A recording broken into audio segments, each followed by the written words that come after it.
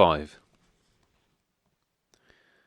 In the slanting shadow of a pile of sacks heaped up on the platform, Vronsky, in a long overcoat, his hat pulled down low and his hands in his pockets, was walking up and down like an animal in a cage, turning sharply every 20 paces. To Koznichev, as he approached, it seemed that Vronsky saw but pretended not to see him. But Koznichev did not care. He was above any personal considerations with Vronsky. In his eyes, Vronsky at that moment seemed an important worker in a great cause, and Koznichev considered it his duty to encourage and cheer him. He went up to him. Vronsky paused, looked at Koznichev, recognized him, and advancing a few steps to meet him, pressed his hand very, very hard. "Perhaps you didn't wish to see me," said Koznichev, "but can I not be of some use to you?" "There is no one whom it would be less unpleasant for me to meet than yourself," returned Vronsky. "Excuse me, there is nothing that is pleasant in life for me." "I understand, and I wanted to offer you my services," said Koznichev, gazing into Vronsky's face, which bore evident signs of suffering. "Do you not want a letter to Ristich or Milan?" "Oh, no," replied Vronsky, as if it cost him an effort to understand. "If you don't mind, let us walk up and down. It is so stuffy in the carriage." "A letter? No, thank you. No introductions are needed to enable one to die. Unless, indeed, to the Turks," he added, smiling with his lips only. His eyes retained their expression of angry suffering. "Yes, but it may be easier for you to establish connections, which will be necessary anyway, with someone who has been prepared. However, as you please. I was very glad to hear of your decision. The volunteers are being very much attacked, and a man like yourself will raise them in public opinion." "As a man I have this quality, that I do not value my life at all, and that I have physical energy enough to hack my way into a square and slay or fall. That I am sure of. I am glad that there is something for which I can lay down the life which I not only do not want, but of which I am sick. It will be of use to somebody." And he moved his jaw impatiently because of the incessant gnawing pain in his tooth, which even prevented him from speaking with the expression he desired. "You will recover, I prophesy it," said Koznichev, feeling touched. "To free one's brothers from oppression is an aim worth both dying and living for. God grant you outward success and inward peace," he added, holding out his hand. Vronsky grasped the hand warmly. "Yes, as a tool I may be of some use. But as a man I am a ruin," said he, pausing between the words. The acute pain in the strong tooth, filling his mouth with saliva, hindered his speaking. He remained silent, gazing at the wheels of the approaching tender, which was slowly and smoothly gliding over the rails. Suddenly a quite different feeling, not of pain but of tormenting inward discomfort, made him for a moment forget his toothache. At the side of the tender and the rails, and under the influence of conversation with someone he had not met since the catastrophe, he suddenly remembered her. That is, remembered what was left of her when, like a madman, he ran into the railway shed, where on a table, stretched out shamelessly before the eyes of strangers, lay the mangled body still warm with recent life. The head, left intact, with its heavy plaits and the curls round the temples, was thrown back, and of the lovely face, with its half-open red lips, was frozen an expression, pitiful on the lips, and horrible in the fixed open eyes, an expression which repeated, as if in words, the terrible phrase about his repenting it, which he had uttered during their quarrel. He tried to remember her as she was when he had met her the first time, also at a railway station. Mysterious, charming, loving, seeking and giving joy, and not cruelly vindictive as he remembered her at the last. He tried to recall his best moments with her, but they were forever poisoned. He could think of her only as triumphant, having carried out the threat of inflicting on him totally useless but irrevocable remorse. He ceased to feel the pain in his tooth, and sobs distorted his face. Having twice walked past the sacks and mastered himself, he turned calmly to Koznichev. "You have not seen any telegram later than yesterday's?" "Yes, they have been beaten a third time, but a decisive battle is expected tomorrow." And having spoken about the proposed proclamation of Milan as king, and of the immense results this might have, they returned to their respective carriages after the second bell had already sounded.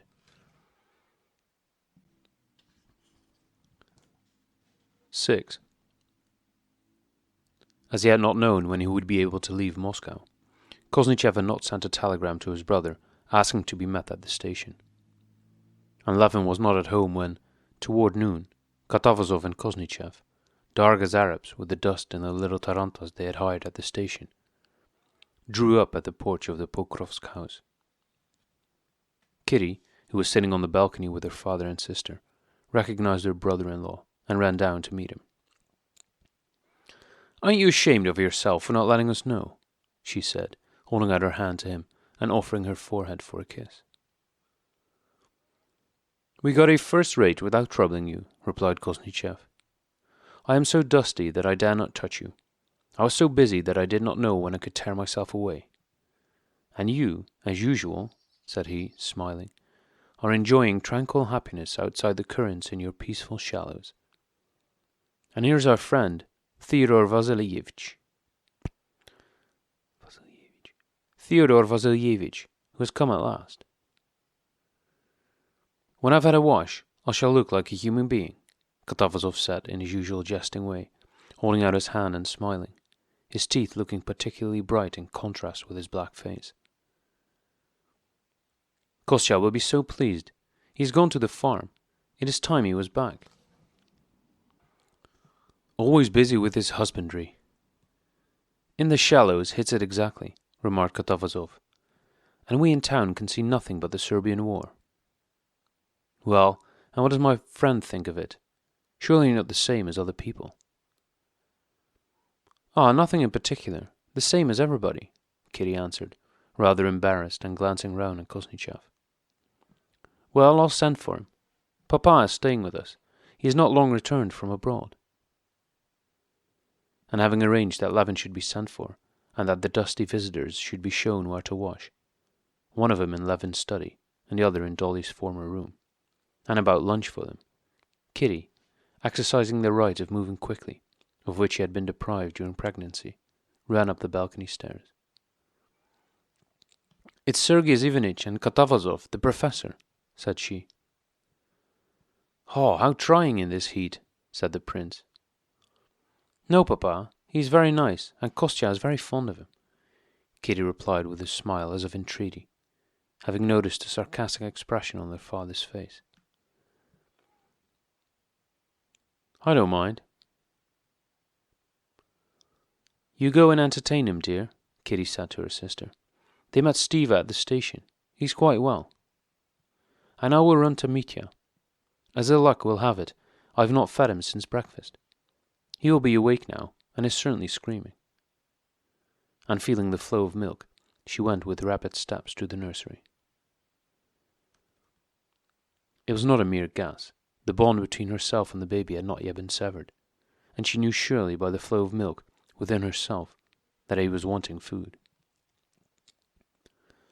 She knew he was screaming before she reached the nursery, and so he was.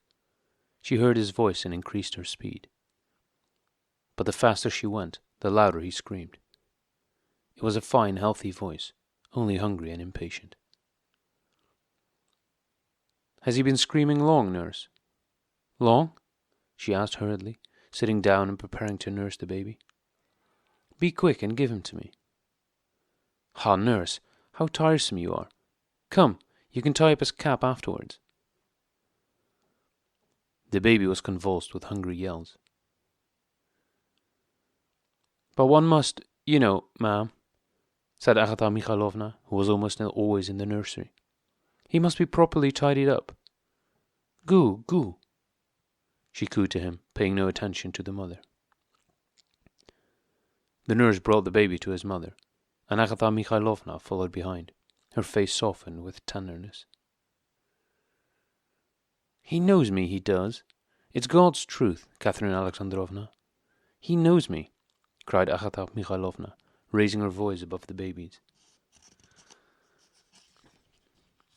But Kitty did not listen. Her impatience was increasing with the babies. As a result of their impatience, matters were long in getting settled. The baby got hold in the wrong place and was angry. At last, after desperate screaming and choking, matters went smoothly, and both mother and child felt calmed and were silent.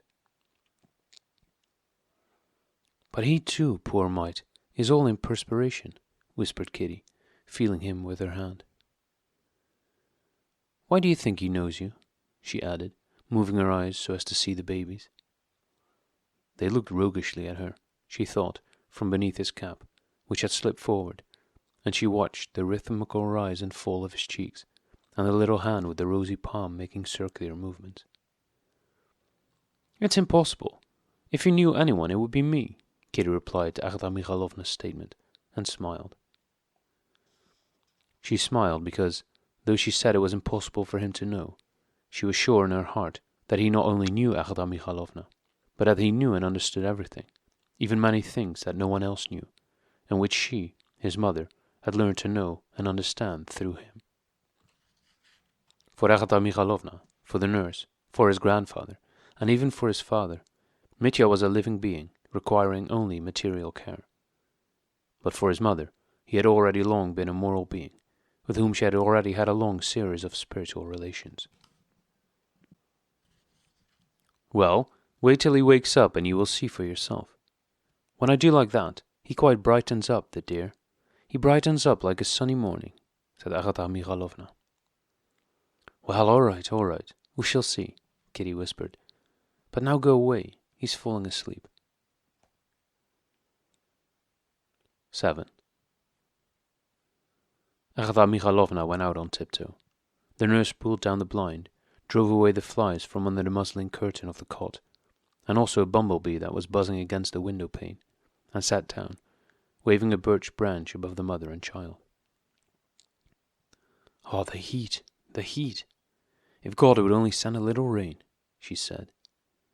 Yes, hush," was all Kitty answered, as she sat softly rocking herself and tenderly pressing the little plump arm, which looked as if a thread had been tied round the wrist, and was still feebly waving while Mitya kept shutting and opening his eyes. This hand disturbed Kitty. She wanted to kiss it, but was afraid to do so, lest she should wake her baby. At last, the arm ceased waving and the eyes closed. Only now and then the baby, continuing his business, lifted his long, curved lashes and looked at his mother with moist eyes that seemed black in the dim light. The nurse stopped waving the branch and began to doze. From upstairs was heard the roll of the prince's voice and of Katavasov's laughter. "I expect they've got into conversation in my absence," thought Kitty.